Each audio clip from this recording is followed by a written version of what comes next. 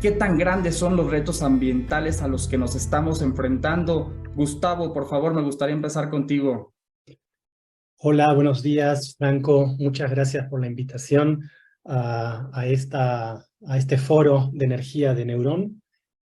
Para Greenpeace es muy importante participar de estos esfuerzos y estas conversaciones. Sí, como tú estabas introduciendo ahora el tema, digamos, los retos principales que nos enfrentamos como humanidad en materia ambiental tienen que ver con el cambio climático. Estamos hablando de retos enormes porque de lo que se trata es la sobrevivencia de la humanidad sobre la Tierra. Estamos hablando de una escala mundial, sobre todo porque lo que se busca, la comunidad internacional que está dedicada a estudiar este tema de la problemática del cambio climático, es de estabilizar un sistema climático que está totalmente trastornado por la gran acumulación de gases de efecto invernadero en la atmósfera. Esta acumulación es una acumulación inducida por el hombre, como tú decías hace un ratito, que comenzó de manera tibia con la revolución industrial y se aceleró tremendamente, ya sin control, desde fines de los años 60 del siglo pasado. Y esos gases de efecto invernadero que provocan el cambio climático, siguen siendo emitidos a grandes cantidades y como resultado, la temperatura de promedio del planeta sigue aumentando. El año pasado, 2022, lo que se considera que es la autoridad científica en esta materia asociada a Naciones Unidas, que es el Panel Intergubernamental de Cambio Climático, o conocido por su sigla en inglés, que es el IPCC, presentó un documento de síntesis sobre las investigaciones más recientes que hicieron este cuerpo de científicos de todos los países, alrededor de 1000 científicos y científicas de todos los países que estudian diferentes vertientes relacionadas al cambio climático. Entonces el panel concluye este reporte de síntesis de una manera muy alarmante, diciendo que la evidencia científica acumulada es inequívoca y que el cambio climático es una amenaza para el bienestar humano y la salud del planeta. Entonces estamos hablando de un desafío civilizatorio, de una crisis planetaria.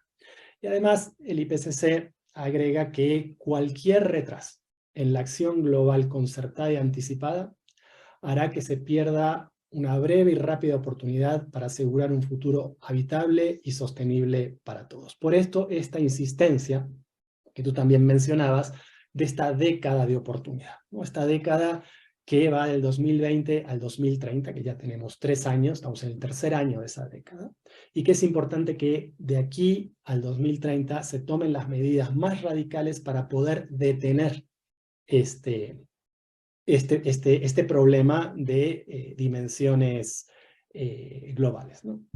A inicios de este año también, en el Foro Económico de Davos, el profesor Johan Rockström, él es un investigador del Instituto de Potsdam sobre impactos de cambio climático, es una de las también referencias académicas más importantes en estos temas, explicó ante las personas, hasta los empresarios más importantes que se dan cita en este foro de Davos, que de los 16 elementos críticos que regulan el sistema climático mundial, 9 ya están mostrando signos de inestabilidad.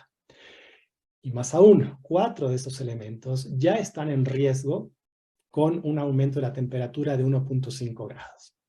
Esta referencia al 1.5 grados, pues bueno, es lo que la comunidad internacional se ha puesto como límite más optimista, bueno, digamos, deseable en materia de aumento de la temperatura global para fin de este siglo.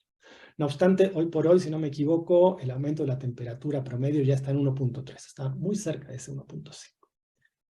Y volviendo a estos elementos críticos, este investigador señalaba dos. Por un lado, las capas de hielo de Groenlandia y los macizos de hielo que se encuentran en la Antártida Occidental.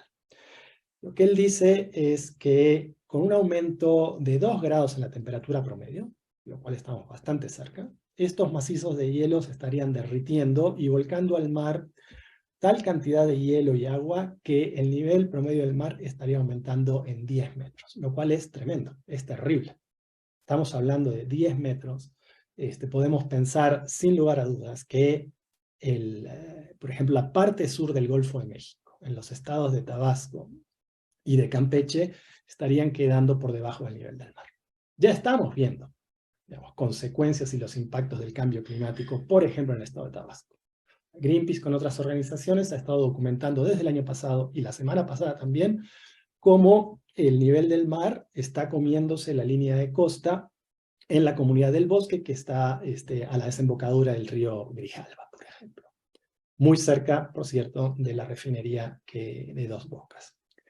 Entonces, estamos hablando de un problema de magnitudes planetarias, estamos hablando de una crisis civilizatoria, estamos hablando de extinciones masivas, de contaminación del aire, como se decía en la presentación de Eduardo al principio, siendo el área metropolitana de Monterrey una de las peores de nuestro país, lamentablemente, alteración irreversible de ecosistemas y las funciones vitales que estos ecosistemas proveen para nosotros como seres humanos que habitamos en este planeta.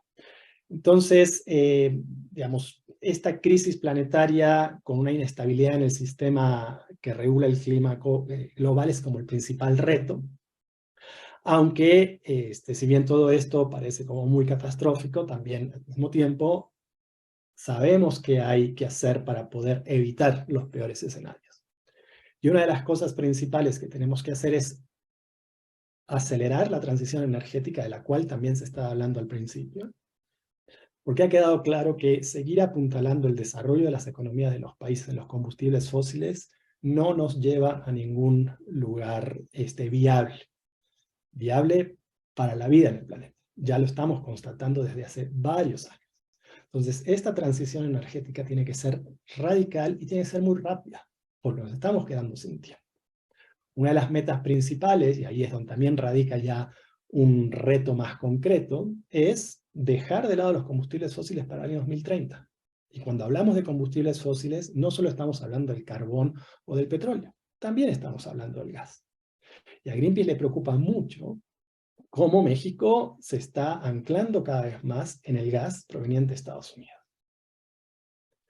Entonces, el desafío es mayor para un país como México, donde su anclaje a los combustibles fósiles es tan sólido que va a ser mucho más difícil poder hacer esta transición de manera rápida como se requiere. Entonces, este sería como quizás mi primer comentario.